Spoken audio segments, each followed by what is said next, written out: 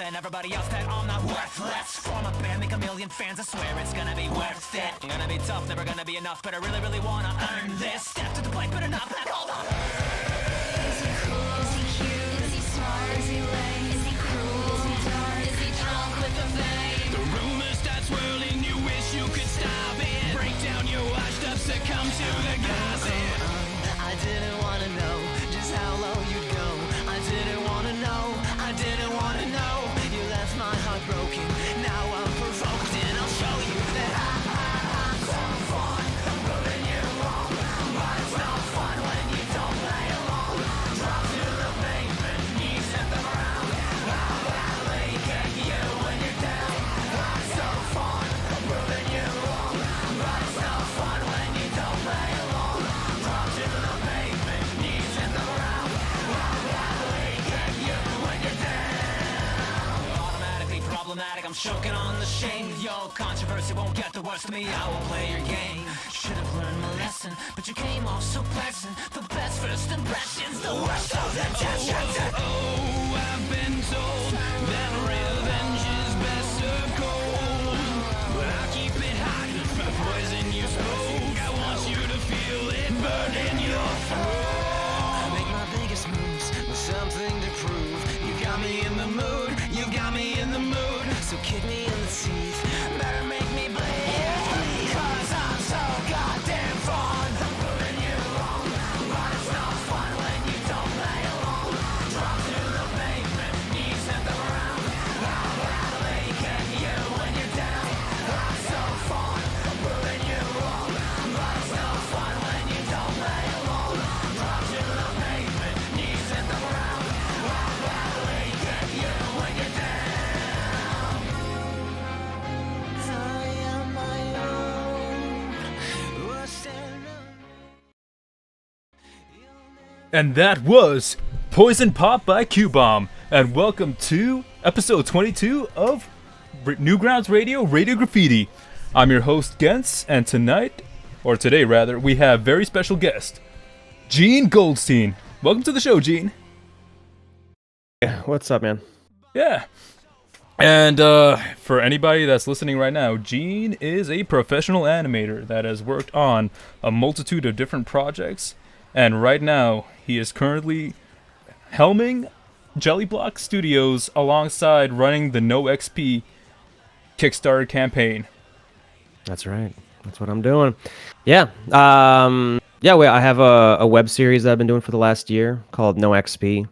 It's about a group of JRPG heroes that have finished their big epic quest, and now they have to go back to normal life and all the tedium that comes with being a incredibly overpowered hero and has to go back to school and jobs and shit. We were running a Kickstarter, and as of this morning, we got funded, which is amazing. Yeah, congratulations. Fully funded. Thank you, yeah. At $20,000 with 4 days left to go. Yeah. No, it's very exciting. My month has been hell. Just trying to promote it, trying to get the word out, stressing about it, but I feel a huge wave of relief. And hopefully we can get a little extra.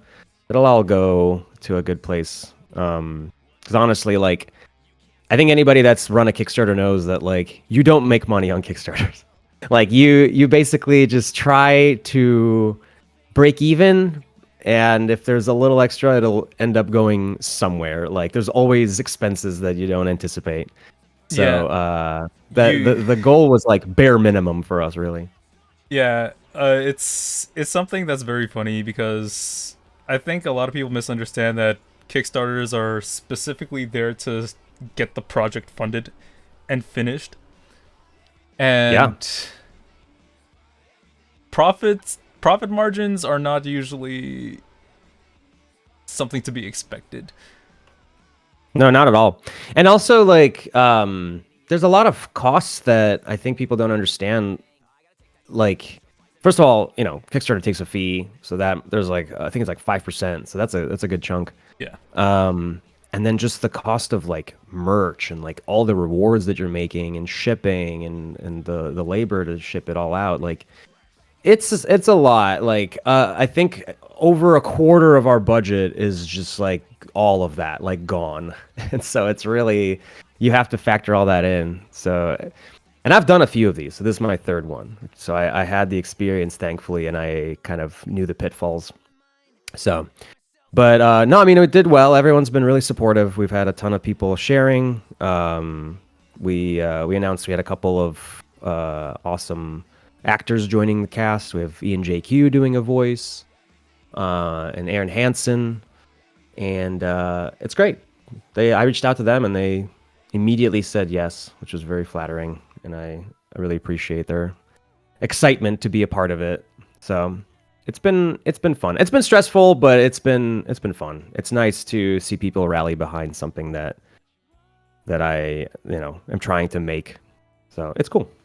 It's always a bit of, at least in my experience, is just, oh hey, I didn't expect people would support this as much as they did. Yeah, it's wild. I'm always flattered. Because, I think that, like, I stay in my little cave making things, and you kind of lose touch with, like, who's actually watching this. Like, it's hard, especially with the way that, like, social media and everything is right now, where it's just, you're just competing for attention with, like, millions of people all the time. And the algorithms aren't kind to animation, especially. And so, yeah, it's hard. I started a Discord for NOXP like a few months ago, and partially to have a place where fans can congregate, but it was also for me to like feel closer to that community, because when I'm uploading these everywhere, like YouTube, TikTok, Twitter, Instagram, whatever, and so it's so scattered, and a lot of the time people just don't think to comment. And that's fine. I forget to comment on things that I like. It's hard to remember to do that when you have a feed in front of you, especially, and you're just scrolling past, and you're like, yeah, okay, cool. That's a thing I like, whatever. And you even forget to like. I forget to like. So I was like, no, I need to have a place where I can see all these interactions, because it was driving me a little crazy to be posting all these episodes and feel like it was just thrown into the void. And the Discord's amazing. Like, if anybody is a fan of NoXP, like, come join our Discord, because it's great. Really great people. Tons of fan art. And like, I would not have seen that much excitement for this silly little cartoon if I didn't do that, because it's just in the void. But now it's like, oh no, there's a little community. There's fans. There's like super fans. Like somebody did a yarn plushie of Poppy. And then I saw that. That was phenomenal. I asked them if they could make more, and we could help fund the Kickstarter with those. Shout out to Thigh Maker Tedder. Yes, that's exactly On I think that's the Twitter, yeah. I'm scrolling through the Kickstarter right now and looking at the plush. It's just wonderful. It's awesome. Yeah, I might get one for myself. And so. Yeah, it's just crazy. And so it's like, oh, this is great. Like, this is what I needed for my mental health, like to have a place where I can feel connected to the fandom and watch it grow. And the Kickstarter has been even more helpful with that. A lot of more people have come in. So it's great. Do let everybody know about the members exclusive NoXP. Oh, yeah. Yeah, so one of our tiers, and it's just $5. Yeah. Is you get access to a members only channel, which we haven't like cut the red ribbon on it yet. So that'll be once the Kickstarter is funded and everything, we'll open that up. And it's just like behind the scenes stuff. It's a bit more of like a exclusive blah blah blah thing, just because like, again, like I think that to me it sounds fun. People do that with Patreon. And I've never done a Patreon, and to me that sounds like a fun way to also like bring people into like the process. Like, hey, here's the boards. So they get a sneak peek of episodes as they come out, but also even like the rough stuff. And I would love to use that channel to also kind of just like riff a little bit in people, like what kind of merch do people want to see, like So if anybody wants to be a part of that, give us $5 at least, and that'll get you access to that, and that's like a lifetime membership. At some point, I probably want to do a JELLYBOX Patreon, but it's later. Yeah. And so this is kind of like it's kind of like a lifetime access for anybody that was kind enough to contribute to the Kickstarter early on, you know. So yeah, check out our Kickstarter. We have a lot of cool stuff. We have shirts and pins and posters done by Mike Lucas. Shirt is done by Lee Cree. Yeah, I've been lucky to get a lot of really talented folks helping me out. You have, I think, 16 episodes out so far for NOXP? We No, have 19 episodes. 19. Yeah, and the 20th is coming out tomorrow on Monday. It's gonna move the needle a little bit on the plot, and yeah, and then we have 40 more planned. We have outlines for 40, and we've been working on scripts. I think we have like 10 solid scripts already. So we have the you know, the buffer. Like, we have plenty. I've boarded the next episode. I honestly thought I would have more time to build up more of a backlog for the next episodes, but boy, did I not this month. Yeah. But we're gonna it got away from me. When you're but- focusing on managing this Kickstarter Yeah. on top of also producing content, I remember. Well, that's the thing.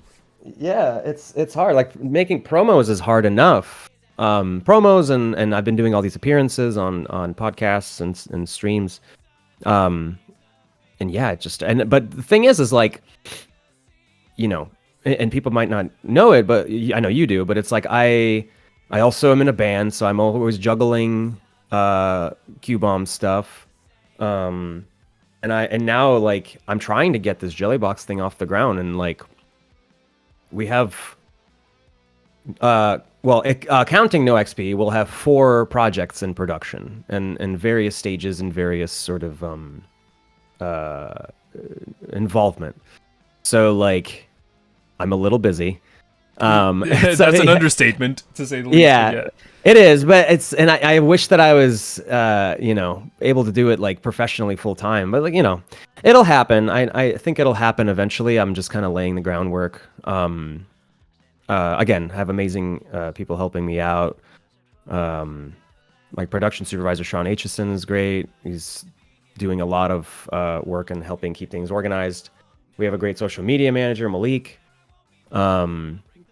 Yeah, and it's like I've been trying to just make this into a business. So with JELLYBOX, it's like our mission statement and like business strategy is basically to be a studio that can help YouTubers, like people who make short form content, animated content, help them produce it at a regular pace, because as we all know, like, the algorithm is ruthless. It needs constant feeding, like a eldritch horror, and a human being can't really keep up with that. By yourself, especially it's a nightmare. Yeah, especially animation. You know, if you're churning out fucking React videos or whatever, yeah, maybe. But even those people have teams. Yeah. But animation, it's like, and it doesn't get the engagement that it deserves, because I think everything has been, and this is me getting on a whole rant now, but it's continue, like, yeah, it's like it's all smoothed out, or everything is equivalent. Everyone thinks that it's the same amount of effort to, you know, go in front of a camera and talk about some shit drama that happened to you, as making a 5-minute short or whatever. It's not even close. Like, it's a shock. I mean, nobody listening to this, I think, has any misconception about that. But there are people that do, and that's frustrating. And so, like, yeah, our goal is to help out those who already have an audience, who are scaling up, who, you know, who have something that people clearly like. But they're hitting that wall of burnout. And we have 3 clients now, and it's been going well. They've already been super appreciative of what we've been able to do, and just offloading a lot of organizational things, like producing, just scheduling. Like, there's a lot of tasks that we usually lead with. It's like, hey, at least let us help you with this. And and that helps people immensely. And then from there, it's like, hey, once we kind of scale up with people's needs. So it's like, if you want us to start hiring an animator to help you do this, we can do that. If you want this and that, we have a merch fulfillment branch that we're working on. So it's like, if people have merch that they need help just mailing out, we can do that too. Oh, you guys are also offering, that's very interesting. Because my buddy Rem, who's also in Q-Bomb with me, like, he's been handling merch for Q-Bomb for a long time, and he's great at it. And so I was like, hey, would you want to just help with this? And so it's a valid like, we're pretty good at this. Like, we've been doing it for a while. We're proven. So it is. It's like, I want us to be a one-stop shop for anybody who is doing well with their own animated content, but they want to expand and they don't want to have to be stressed out. They don't want to burn themselves out. Because to me, that's the biggest cost is I don't know. Time, not essentially, yeah. It's just like, and like energy, like, so to me, like, that's the thing that burns the quickest and hurts the longest, because people who take on they get this audience and they start seeing like, oh, I can make this into a job, or I can try to do this full time. They can, but like, guaranteed they're gonna hit a wall. They're gonna get burnt out. They're gonna lose the drive to keep making things, and it's gonna start to feel like work, but in the worst way. Because I've been there. I know you've been there, I'm sure. Yeah, it's difficult to manage. On top of, again, a lot of creators, especially starting out, they have their projects, but they also have real life and work on top of that they're working on at the same time. Exactly. Yeah, the full time. Yeah, it's so hard, and so it's I feel like it's a necessary thing. It's a necessary service. Like it. So we're 3 months in. We have 3 clients. We're always looking for more, and I'm gonna start kind of reaching out to people more, just seeing if anybody, just so that people become aware of this. And people we've talked to, they're like, I didn't know that this even existed. And it's like, well, it didn't until we showed up. And so that feels good to me. I want to do something that's unique in a market that is very familiar to me, because like I was born in this indie animation scene, like, I was molded by it. If you can give a quick little introduction to your team for JELLYBOX. Of course. Well, we have our team's getting pretty big, but so I can't introduce everybody. But like, we're working with Doodly on YouTube, who's blowing up. It's my friend David. He does these really awesome 3D analyses on like 3D animation. Oh, yes. Yeah, Doodly, yeah. Yeah, and tutorials and stuff, and he's great. I worked with him in my last job. And when we all got laid off, he pivoted to full time, and I was like, hey, like, well, I'm doing this, so let's help each other out. It's a mix of tutorial and entertainment that Doodly does. Yeah, that's exactly right. And he's great at it. And we're working with Anna Lencioni on Enceladus 5. She just also had a Kickstarter and got funded for a series of like TikTok shorts that she does. It's about like a group of teenagers living on a spaceship in the future, and they figure out a way to send videos like back in time. So it's an awesome concept, because it's like we're seeing them try to like emulate our trends and stuff. So I don't know. I as soon as I saw it, I was like, I want to be involved in this, and so we're helping her figure out her pipeline and just in general like support her. And then we're working with Ginger Pale, helping him with his shorts. We just put out a Halloween short earlier this month. That was our first collab, and hopefully a lot more to come. Oh, the What is Halloween? Yep. Yeah, that was pretty neatly split down the middle with JELLYBOX. I can definitely see JELLYBOX style in that. Yeah, Oh yeah, that was like a perfect fit. He reached out as soon as we announced, I think. within the week, and it's been great working with him. And so yeah, I mean, we got we have a good little roster, and like, but yeah, like I mentioned, Sean Aitchison is our production supervisor. He's great. We got Malik Gale on social media. Got some other things cooking, some other people that I'm hiring just to help expand. But it's been great. It's been cool to see it all like take shape. And it all started with NOXP, and it's just because when I was doing them by myself for a while. The first 5 I did mostly by myself. And then one of my animators, Laura, Laura Sparkles on social media, she came in and helped out, I think on the 5th episode a little bit. Yeah, she did some animation on Toots. And that was when I started realizing I got my full-time job that I had for the last couple of years, and I was like, oh, I can't do this at all. Like I can barely keep up with this.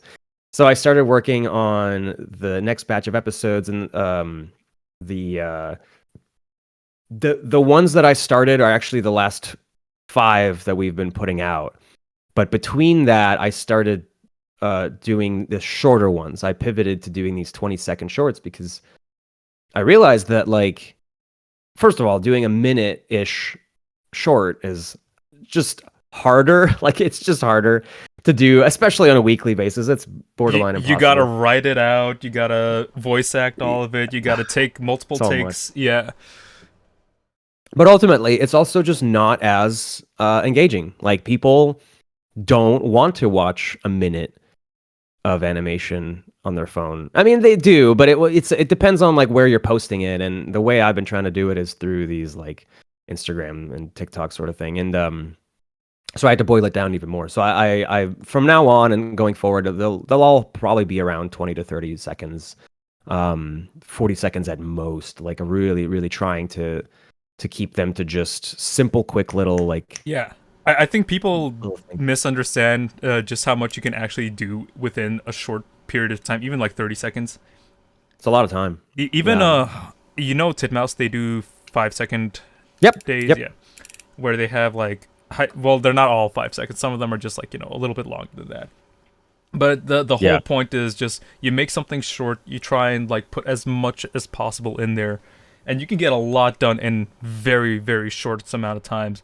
And especially when you start working in animation more and you start developing your own things, I feel you start to get a better understanding of time and making use of that time. Yeah, it's so that's the interesting thing that I've been learning. And like when I started hiring people, I was lucky to still have a job that was paying me pretty well, and so I was like, I'm just going to start paying out of pocket and just so I can keep making things, because to me that's when I get like depressed and start feeling shitty, is when I can't work on my own ideas, because like a job's a job, it's great, but like, man, anytime I go for long stretches where I lose that connection to my passion, I end up not feeling great. Like it just takes a toll on me. And so yep I've been there. It's we're bored and creatives, like we want to make things, and so NOXP for me has always been like, how can I?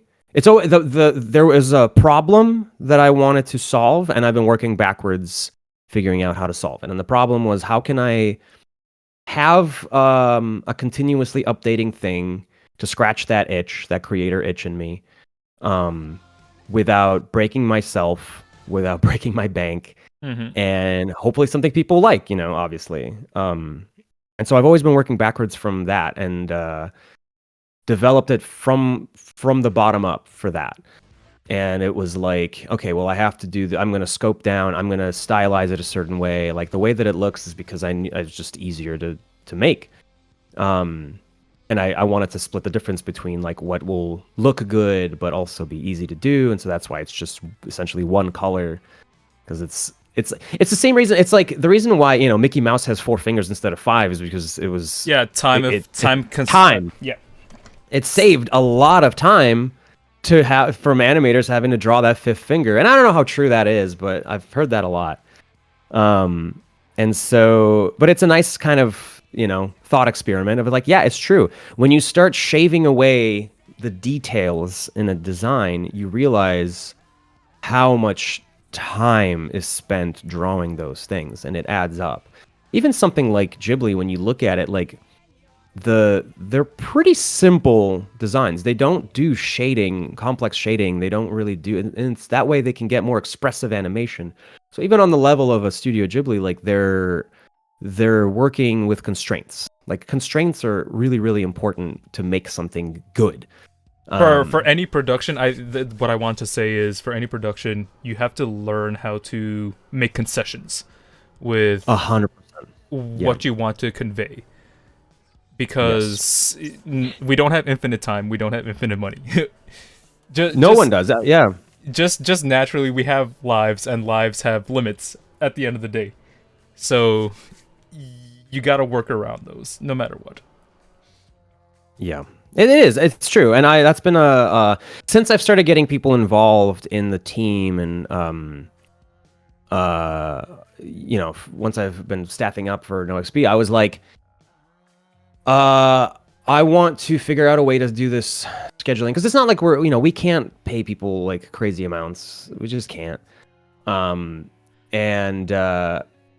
So for me, it was like, I want to at least make this really easy on whoever wants to be involved. Whoever is just excited to help out with this thing. I don't ever want to put pressure on anyone. So it's always been like, how can I structure this so that it's easy on everybody, and so they can just kind of enjoy being a part of this thing.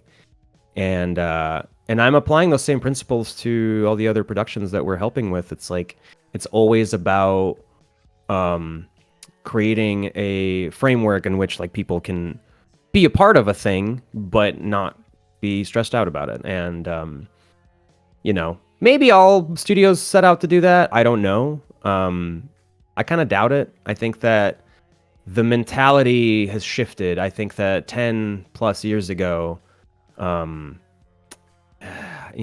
was I think there was a bit more of like a grind sort of thing. And I feel, in my opinion, if I can interject a little bit. Yeah, please. Yeah. I feel there's a difference between creator-backed studios and market-backed studios.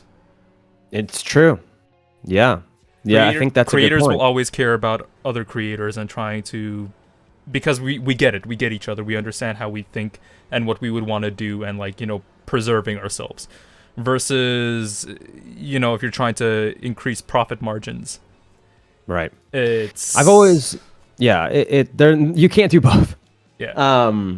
And I love money, like who doesn't? I have bills to pay and a mortgage, and I want to pay my staff. And so, but it's like when you're this small, you're just doing the best you can. I think everybody is just putting in as much as they're able, and hopefully it grows. There's a lot of paying it forward, I think. It's absolutely, yeah. Because I would love to have people working full time and be able to work on projects that are, just provide stability. I would love to be able to have a stable studio and not like overdo it, because I think that it's when you're chasing profits too much, at a certain point you will push past the point where it's comfortable, and then when suddenly you lose a big client and you have to lay people off, and that sucks, and that kind of is inevitable. I think those things happen when you're running any kind of business, but like, I really want to try to avoid it. I think that stability is more important than profits in the long term. As somebody who's worked at 2 mobile game studios that ballooned a little too quickly, great places to work, by the way, amazing places to work, loved it, but they ballooned a little too quickly, and then popped, and they had huge layoffs, and I was a victim of both, and so it's like, that sucks, because I don't know, at the level that I joined those studios, it was great. It was like a relatively small amount of people. It was like 50 to 60 employees at both. But they all were a part of a bigger. Either they had a lot of investor money that they were trying to justify, or they were part of a bigger company that was looking to them for profit. And that always sucks. Like, that's always what ends up killing any smaller studio, is when they are obligated to these huge money-making machines and they can't live up to it, and then they're gone, you know. And so I really don't want to have to deal with that. At a certain point, I'm sure, you know, if we're even lucky to get to that point, we might have to take some kind of like investment money to fund a thing. But I really want to try to do that through crowdfunding instead of. Oh, that would be the most ideal. Just having support from fans directly. Yeah, because I can deliver on a promise, like no problem. I can deliver on, you know, that's what's great about crowdfunding, is it's like, this is how much we need, this is what we'll do. And I have never promised a thing I couldn't deliver. Never. Like, I never I know my limits. I know what I'm capable of doing. And so I would love to eventually. I really don't want to do another Kickstarter, man. But if I have to, I would love to do a short, like a longer short, like a 7-minute short. Something like you know, like the CN pilots, the Cartoon Network pilots that they'll do, or Speedaroos, like what was it called, Punch Forever. Oh yeah. I love that kind of format. That like 8-minute is like a sweet spot. 7 to 8 minute is a sweet spot for, I think, online shorts. I have ideas. I have tons of pitches that I've shown to studios, and it's just so fucking dismal out there right now for original ideas that, like, oh, please get into this, because like this is something that I've been wanting to discuss for a while. Just the difficulty, it's not necessarily like, you know, people denying you, because like I think a lot of people misconceive like, oh hey, these executives are like these like evil board of director type, like organization 13 people. No, it's not like that. It's a bit more complex. It's incredibly complicated, and I could talk about it for 3 hours, but the short version is, you know what? Yeah, fuck it. I'll dig into it a little bit. I'll try to do this in the most well-worded way I can. In short, animation is a business, and I think that's a thing that people really need to understand as soon as they can. When you're just starting out, especially if you have, this is mostly for people who want to pitch things. I think that's the important. If you want to pitch things, you have to see it as a business. If you're only focused on creative ideas and what you want to tell, you're already behind. You cannot do that. Because nobody you're going to pitch to, it really gives a shit about your ideas. That's just the fact. There's thousands of people who are pitching at the same time as you, and before you, and after you. And so your ideas don't mean shit. Ultimately, it's building relationships with people, with executives, with whoever can make those things happen. And being in the right place at the right time, which is hard, which is why it's a game of numbers more than it is of having the best idea or the perfect idea. No, if I can just interject again. Yeah. A lot of my friends who successfully pitched, they said it's not about having the one best idea. I think executives like having multiple, if you're someone that can produce multiple different ideas, not just stick to the one.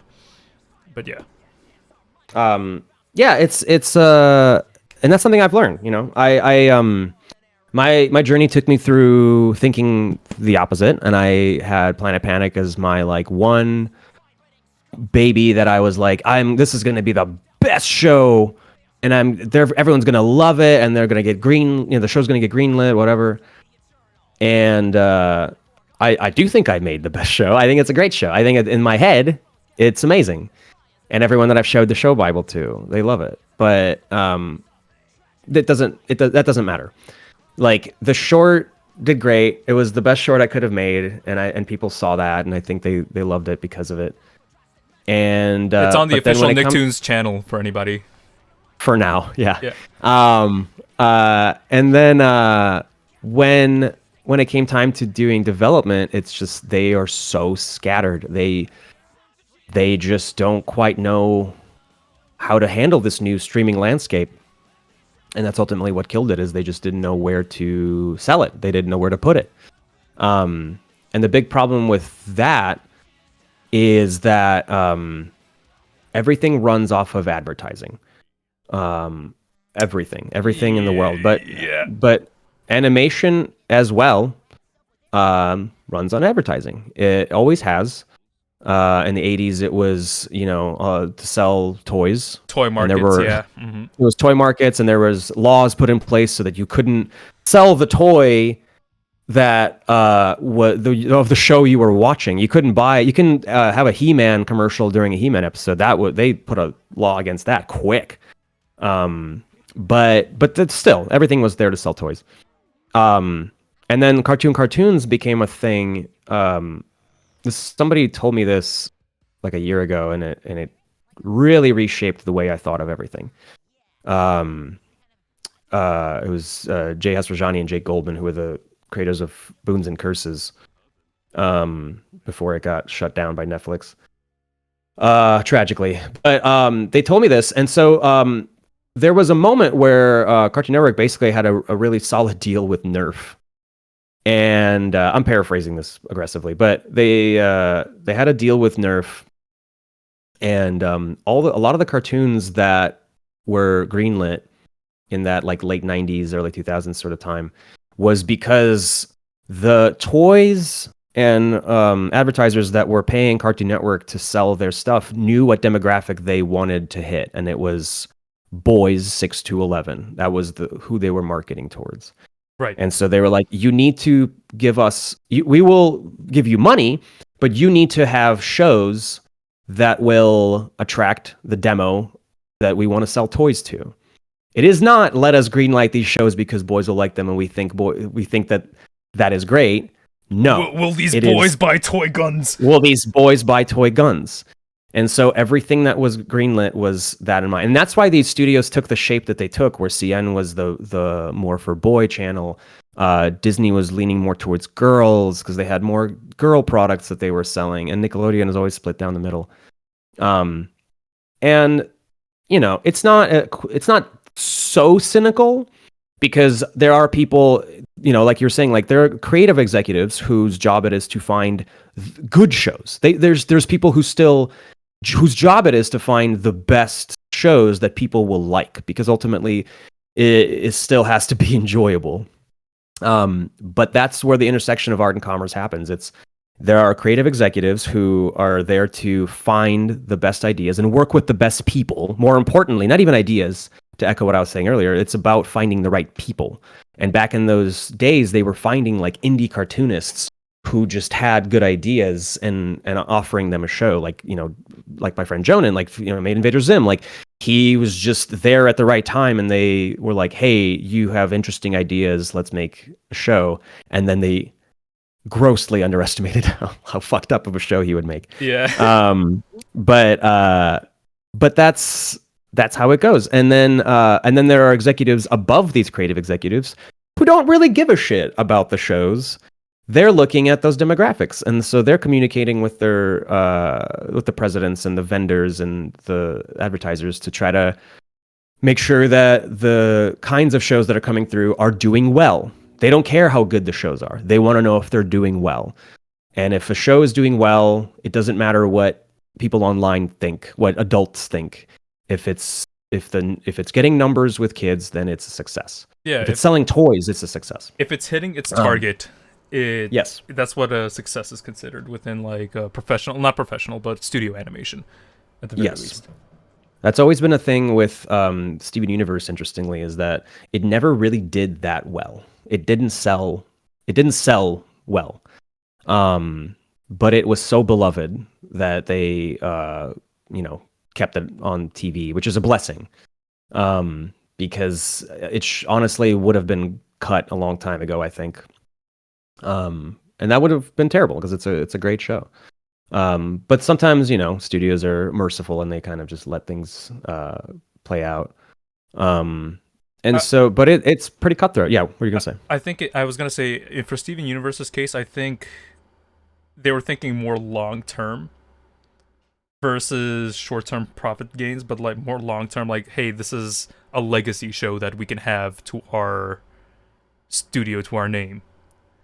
And Yeah, I mean, yeah, I think that like, Rebecca and Ian would probably have their own perspective on what all happened with there. I don't know. I'm just don't not know. going to speak for anybody or the executives, Yeah. but that's just my theory currently at the moment, where it would make sense to like have a strong show that you could look back to like in the future, and then say like, hey, we did that to Yeah. build what's the case, but yeah, whatever. Yeah, well, so I mean, so that's kind of the status quo like 10 years ago. That's how it worked, and it was a working model. Advertisers give money to studios to make stuff so that they can sell their stuff. Right. But with streaming, it has made it so that so no one knows what anyone is doing, because Netflix is the big man on campus, and they're the ones who are making money hand over fist, but they don't reveal their numbers, which has been a huge problem for multiple reasons. They don't talk about what's being watched, but because and this is a dense conversation that I don't even know enough about it to really speak to it, but from what I've kind of gathered and learned about, they have a ton of investment capital. They have all this money. They're publicly traded companies, so they're bound to their like stock prices. So there's a continuous need for growth, and that's kind of different than Hollywood functions. It's that tech sector bullshit where they have to constantly grow. Yeah. So they've been pumping money into all these shows and growing, and they don't really care if a show is good or not. They've broken that trust a little bit, and they just kind of churn stuff out. And but in the eyes of all these studios and in the public, they're doing well, and that's bad. Because there's no accountability. There's zero accountability for like what they're doing, how they're doing it. So what's interesting is that every studio, every like established studio pivoted to try to get onto the streaming bandwagon. They were like, oh shit, we have all these shows, we have to figure out where we're going to air them. And so that's why all these mergers happen. That's why all these things have happened, because it's like it's much easier to deal with rights and licensing and all this when it's just one big fat company. That's why Disney bought 20th Century Fox, because they're like, oh, we'll just buy Simpsons, like we'll just buy the whole house that it's in. Yeah. So we need to have more shit on Disney Plus. And I'm sure there's other reasons to it as well, but that's yeah. I just wanted to say for Disney Plus, I do remember this happening a little while back. I think streaming is more investor heavy. Totally, yeah. Versus advertiser, because exactly. So that's what's interesting. So it's all just justifying the capital that was already put into it. So they have to keep growing. They have to keep saying so that the investors see their profits take up. They have to keep making things. They have to just keep making it seem like they're bigger. But they hit a wall. Netflix had put in all this money into having an internal animation studio, and it was great. Like, it was a really great place to work. I never got to work there, but I had lots of friends I was that almost did. hired for that, actually. Oh yeah, a while back. yeah. And then I visited, a lot. I mean, I've been there, and it was a great place to work. I pitched there. Then the project got canceled, and then they all got canceled. So that's what happened last year, I think. For the last 2-3 years, it's been happening. It was kind of a slow crawl, but there was a moment where they like shut the whole thing down pretty aggressively, and it was not cost effective to have an internal production studio anymore, because they could just as easily buy licenses from other countries that are much cheaper, and fill out their library that way, because people don't care. The layman doesn't give a shit. They just see cartoons, and if it's dubbed well, they're not even going to know that it's from Korea or China or wherever, France. The Philippines. Philippines, yeah. So it doesn't matter. And I keep seeing more and more of that kind of stuff on there. And what's interesting is that they have hit a wall of growth, and now they're offering up a a tier that does include ads. And so all of this talk of that they've had about subscriber only models, It all goes back to advertisement. it all goes back to advertising. It's come full circle because there's no avoiding it. The advertising is king when it comes to profit. Like, that is the only way that people can still that things can get funded. Like, that's the only way, because the problem with the subscriber model, I think there's probably more problems than I even know. But from what I know, it's that there's no way to track who is watching. And this is why they do all those things where they insist on people not sharing passwords, why they have profiles, why they do all these things. Because people misconstrue it as like, oh, they're greedy. Yeah, they are, but that's not why they do those things. They do those things because they need to get an accurate profile on who's watching in an effort to market the shows better. When people are sharing passwords, or people are even sharing a profile on Netflix, it muddies that algorithm that they've spent so much money building, and they can't even figure out what stuff to put in front of you, and that hurts their bottom line because they don't know what content to greenlight, so they really don't like that people do that. That makes and sense. yes, of course, of course, there's an element, and there's an element of, we don't want people sharing because we want everyone to pay for their own account, of course. But it's just as much of I think it's the demographics thing is huge, but it's all going to come back to advertising. It's always going to come back to advertising. And working in my little indie animation bubble, I'm looking at the exact same thing happening, but it's with sponsors. YouTubers, they make their money on sponsors. Yep. Because YouTube doesn't share shit. The revenue share on YouTube videos is garbage. It's gotten worse, and TikTok's even worse. And so somehow people are going to have to keep making a living off of these social media platforms. But thankfully, there's pretty decent money with getting sponsors. And I think what's nice is that audiences are pretty aware of that, and so nobody seems to be that upset by it. Mm-hmm. And a lot of animation YouTubers, they do a great job of like working the ad into their episodes. Like Ice Cream Sandwich, I love. Like, his ads are fun. Like, I know he's cashing a check, and I'm like, dude, get that bag. But he like makes it fun. Like, it's a funny ad, and that's all I really care to see, because I know what it's like. I know that he has to pay his bills somehow. So he has to hawk Surfshark or whatever it is. You got to make it as fun for yourself as possible when you're selling your soul. But but I think that it's like I'm not cynical about that stuff. No, I'm just anymore. joking. But yeah. No, I know. But I used to feel, I think that like it's everything I've been saying is more to say that it's a necessary thing, because money doesn't come out of nowhere, and there are situations where a show does well enough that people can support it through Patreon or just merch sales and whatever. But you can only do so much. There's only so much merch you can sell of an IP, of an idea, before it just gets old. And that's why, even like game studios, a lot of the time a game studio will put out a game and it does well, but then they start publishing because they now have all these resources. They've learned how to do this. And so like Yacht Club Games, they had a great hit with Shovel Knight. And then they were like, oh, well, we can help other people. We can fund some games, and then we can help them publish, and then probably take a revenue cut. And they can expand that way as well. With games, like, there's a different platform because there's no real money in advertising in games. But with animation, I have no clue how else to do it, because people don't want to pay upfront to watch something. Like, they're just not going to pay. A game you can take a whiff on. You can like, $15, I'll play an indie game, I'll try it. People have been saying it's good. Nobody's going to do that with animation. I would love for that to be the case with animation. That's where the big OVA boom of the 90s came from with animes, because there was money in videotapes. Well, in the 80s, late 80s, 90s. It was like just like the actual like production of merch. Yeah. Even with music, it's the same thing. That happened. It's just like people don't really want to pay for music anymore.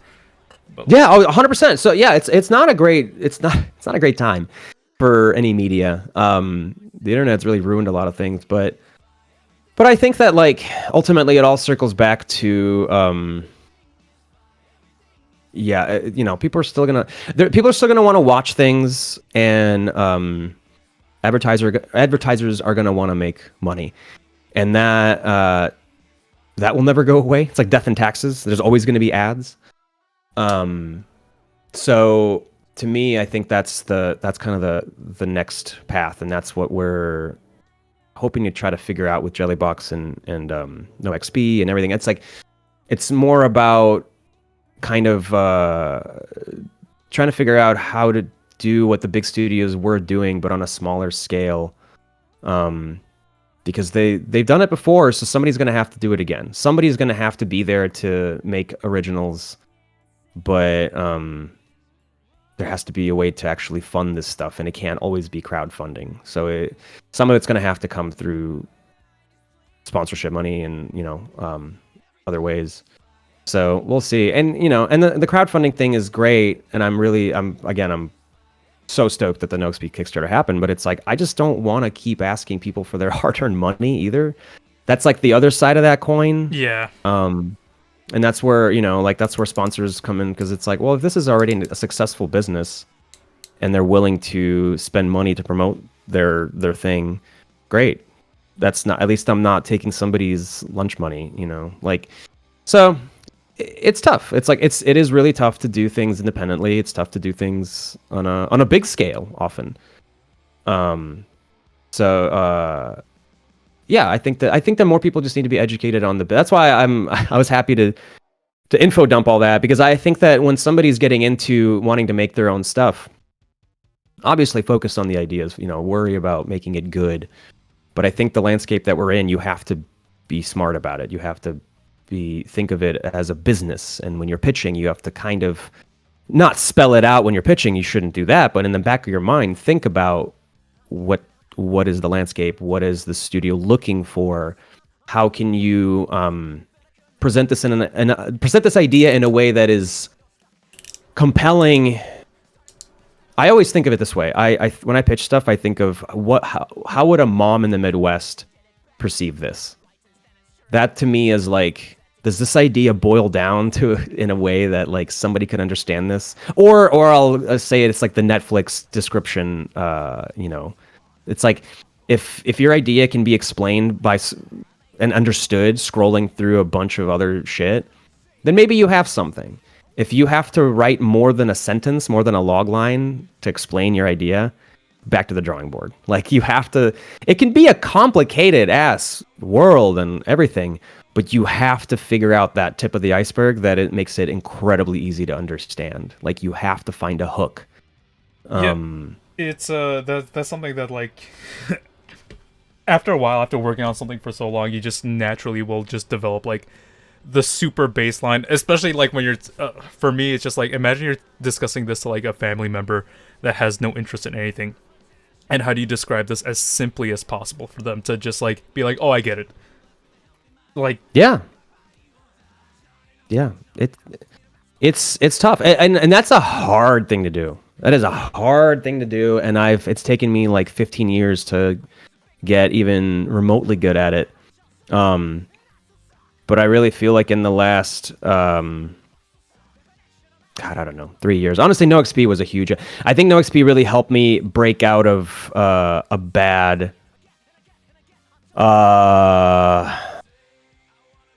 I don't like know, overthinking or overthinking, and worrying a lot, about my ideas versus other people's perception of those ideas. And that's like a really, really important thing for people to learn, is don't think about how you're seeing this, because it lives in your head. So you know everything. You know why it's so great, because of course it's great. You've been working on it. You've spent time on it. That doesn't fucking matter.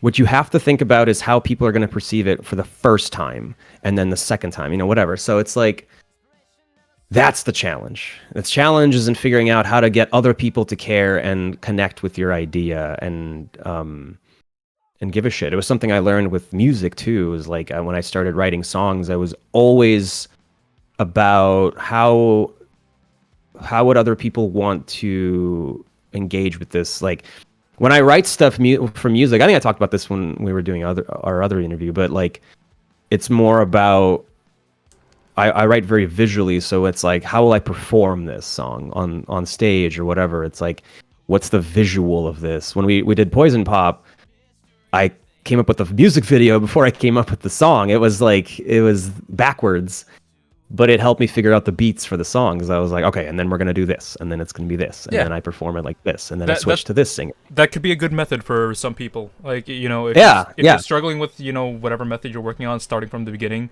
and working towards something, maybe sometimes think about like the end goal. Like I myself personally, when I write with a climax in mind. And then I work around like, how do I justify the climax narratively? And that's how I build my stories. Yeah, I think when I write a song, the way I wrote Planet Panic is the same way I kind of write songs now. And it's come up with an intro that gets people hooked. I always try to think of, I have a hard time with lyrics until I come up with either the chorus and then it's the chorus and then it's the first line of the song that is always the thing I have to crack. And in Planet Panic's case, it was like, I gotta make this eye-catching right off the bat. So it was like, I'm gonna do a big fat pan of this city and make it fun. And then from there, it's like, obviously you want to make it consistently good, but there's little things like having a hook. A song, having a song, you have to have a catchy hook, a chorus, whatever. In Planet Panic, it was the mission, yeah. And that was by design. It was like, I am gonna have, and my wife Casey helped me come up with that. But it was like, we need a moment here that will be like a fun song that Pibbles is annoying Zeus with, but it's cute, it's heartfelt, and then at the end, that was a thing that I realized has to happen, is that he like sings it along with Pibbles. Yeah, it ties things together. It's a nice... The bookend. Yeah. Yeah, and my God, did that work? Like, people constantly yell that at me, and it's like, I've heard it a lot, and I'm the whole thing is a little bit of a heartbreak for me. So I'm like, yeah, thanks. but I appreciate that it resonated with people and people love it. And then strong ending, and that seems obvious, but you gotta end on a note that is exciting and then leaves a little asking a little more at the end. It's gotta feel worthwhile for the audience to participate in this journey through the characters, and yeah, I do agree with that. I love a big finish, and that can be, it doesn't have to just, it's not just for action, even if it's comedy, like it just has to end in a way that is memorable. And so that's always been my process. It seems obvious to some maybe, but I think that having those little tricks and having those hooks is a way. It's all formula in a way. It's like you have to figure out how to get the creativity moving. Yeah. So, but yeah, I mean, I think I mentioned earlier, but like I would love to do like a 7-8 minute short. I have an idea for it. I've had for a long time that could be a series. I did pitch it as a series to a bunch of places, but it works as a standalone short. And so once we kind of have NOXP running and I need to pivot a little bit to JELLYBOX for a bit and like get that a little more, get more clients and kind of build it up a bit more. But I would love to have an internal production where we do this like short pilot kind of thing, and just see what happens. If it takes off and people love it and they want to see more, then great. But I also wanted to say something too. It's I don't want to dissuade people from authorship too. There is a value to making the story that you want to create and put out into the world. It's just what we've been discussing so far is when you're thinking about expanding this more or like making this into, let's say, something that's a bit more realistically profitable, livable off Sure. of. Sometimes authorship needs to be reared back, like, you know, you're rearing a horse. You can't be like, you know, going off the reins all the time. You have to scale things a little bit back just to make it consistent. If you want to produce something, you got to produce it consistently. 100%. Yeah, and you're right. I think I get carried away sometimes, and I think that you're right. Like, because I don't want, if people start thinking about it too much, about the business side of it or whatever, everything else I've been saying, yeah, there might be some really amazing raw idea that is not marketable. It's not immediately understandable. Something like Homestuck was fucking huge. How the hell do you explain Homestuck in a sentence? Or, Exactly. Yeah. you know, or even like, you know, even Hell of a Boss or Has Been, like they're unique. Or Digital Circus that just blew up. Like they're unique. And that's amazing. Or even stuff that Worthy does. Like there are these amazing little projects. But I want people to try. I think that the people who are going to make those things, they're not going to give a shit about what I have to say anyway. They're just going to want to make those things because those people, all those creators, they're just driven to make their stories. And that's not a bad thing. I just wanted to like let people know. Hell no. Yeah. It's that kind of passion and that kind of creativity is like amazing. And it lifts all ships, you know, for those things to become a big hit. But I also know that the majority of people who are out there grinding and trying to get stuff made, they're probably not going to get that kind of success. That's where I'm coming from. That's lightning in a bottle for those kinds of ideas. So it's like there's a future. It's like, you know, not everyone can become fucking, I don't know, Bring Me the Horizon or whatever. Like not every band can become a huge global band. Most bands, maybe like 99% of bands, even if they're making a living off of it, they're just kind of scraping by. You know, they found a model that works for them.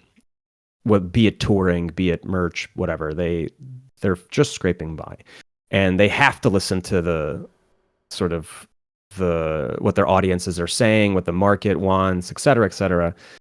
And so, yeah, my advice really only goes to people who feel like they're struggling and who want to try to figure out, like you said, the more consistent sort of output is like, just be smart about it. And, you know, you shouldn't compromise your vision, but I think it's more about just being smart. And, because when you're pitching a show and you're talking to a network, they're going to do that job for you. You might not have to think about it. And so it's like, you know, people that pitch shows and get them made, you don't have to necessarily think about marketing or any of that. Hopefully you don't have to. But then you're giving up so much of your own idea because you will get notes and you will get feedback from a lot of people who probably don't care about your vision. So it's like you're either dealing with that or you're dealing with it yourself. But if you're dealing with it yourself, then you have to be educated on the subject. So it's like one way or another, you're going to have to answer to the gods of marketing and just public perception. Like I do feel that these are learnable skills for people. Absolutely. I wouldn't be saying it if it wasn't something that was incredibly achievable. It's trial and error. And it's observing. A lot of it's just observing. And seeing like what works for other people. What has worked for other people, and without flat out stealing, you know, that's a whole other thing, is people just ripping off of existing successful things. But again, just be smart. You know, look at what people are into right now. I don't even know if I'm an authority on this, by the way. Like, you know, NOXP doesn't get crazy good numbers. Like there's people getting hundreds of thousands of likes on Instagram and TikTok and stuff. And my challenge is that I don't want to do standalone gag shorts. I have some plans for my own version of that, but Right. But I love stories. Like I want to tell a story that changes and evolves over time, and it's really hard to do that. And if anybody wants to support Gene over here at JELLYBOX Studios, please take a look at the NOXP Season 1 Kickstarter. Yes. If Thank you. if you want to support this a bit more and see a bit more of these independent creations with more gag-oriented story beats, please support the NOXP Kickstarter. Please support our Kickstarter. We are gonna have some stretch goals. We have some stretch goals in mind. I have to announce them tomorrow. But I mean, we have like 5 days left, so we'll see. I don't know. I'm happy just to be funded. Honestly, I didn't expect to even need to think of stretch goals. So, but I have some ideas. And so, yeah, I mean, thank you to everybody who's supported it so far, who's backed it and who's shared it around.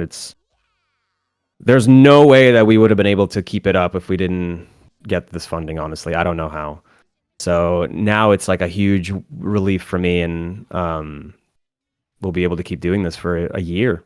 Yeah, you guys, for 40 episodes, you said you had the Kickstarter. 40 episodes, yeah. 40 episodes, which will be about a year's worth, because we're probably going to have some breaks here and there, like for holidays or whatever. Yeah. But yeah, and it finally happened, which is very cool.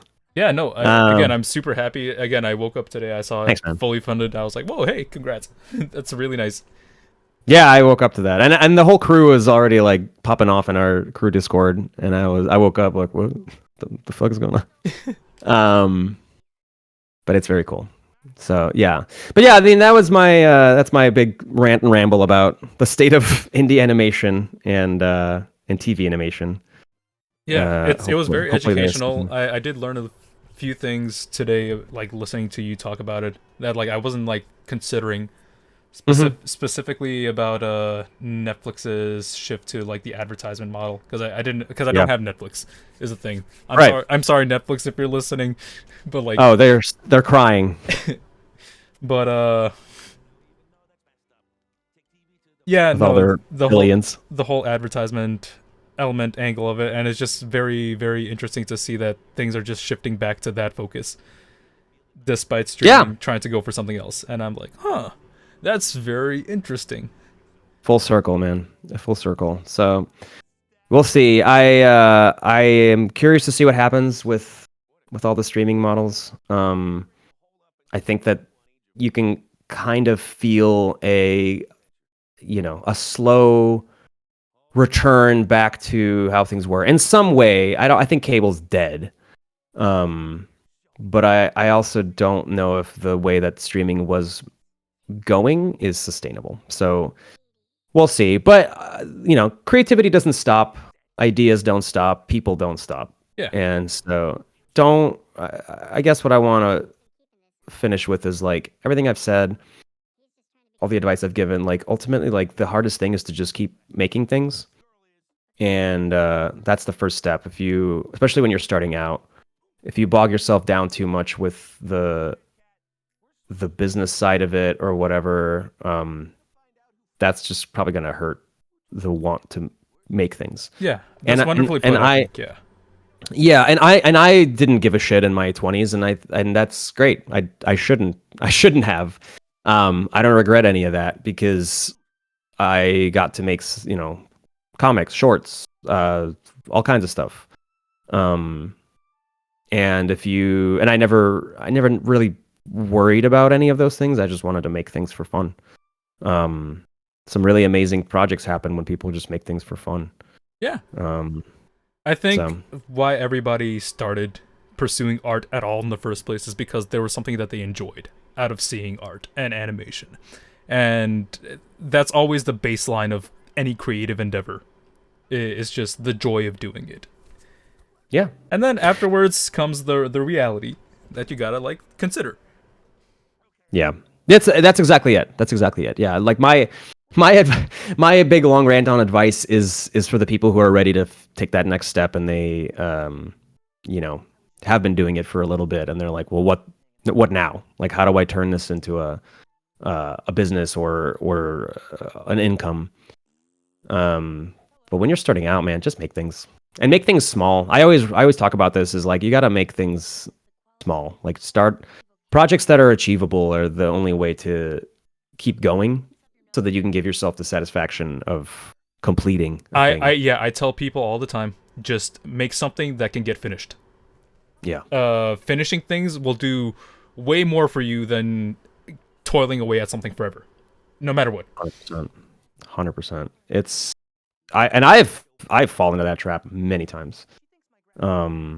Where I like overdid it, I overshot it, and then it was like, shit, I can't finish this thing, and then it's gone. It's just wasted effort. Everything up to that point. All right, yeah. I'm not gonna hold you off for too long because I know you want to celebrate the success. Yeah, I gotta just rest, man. I gotta enjoy, relax a bit, release the next episode of NOXP soon because I know you guys gotta do that. Yep. And that was Gene Goldstein, everybody. Thank you so much for giving us all this knowledge and talking for as much as you did. Oh, it's my pleasure. Thank you for having me. Yeah. And again, please support the NOXP Kickstarter. It's literally spelled NOXP Season 1. Go to Kickstarter. You can find it immediately right there. If you're on YouTube right now, I have it up on screen. You can see it. I'll have the links down below on YouTube too for anybody that's tuning in afterwards or if you missed the beginning part of the radio show. But that was Gene Goldstein, everybody. Support him. Check out NOXP and JELLYBOX Studios. Thank you. Yeah. All right, everybody. Adios, amigos.